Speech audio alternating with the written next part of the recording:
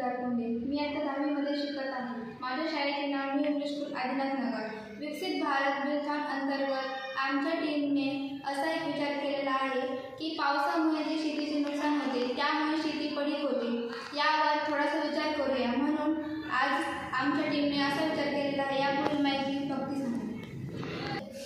माझे नाव भूती संदीप पुतळे. मी आता 10वी मध्ये शिकत आहे. माझ्या शाळेचे नाव न्यू इंग्लिश स्कूल आदिनाथ नगर. विकसित भारत बिल्थॉन अंतर्गत ही योजना आमच्या टीमने केलेली आहे. शेतकऱ्याने जमिनीमध्ये एक उभा चर आणि एक आडवा चर खोदावा. त्यामध्ये तो चर 5 ते 4 फूट असावा. त्यामध्ये शेतकऱ्याने दगड भरून ते दोन्ही चर सपाट करून घ्यावे. त्यामुळे मग शेतात पाणी साचणार नाही. शेताच्या एका बाजूला उभा चर खोदून ठेवावा. मग त्या पाऊस पडल्याने जे पाणी साचेल ते दगडाद्वारे या चरात जाईल आणि ते चरातून पाणी ओढ्यात किंवा नदीत जाईल. माझे नाव ईश्वरी ज्ञानेश्वर ढवळे. मी आता 10वी शिकत आहे.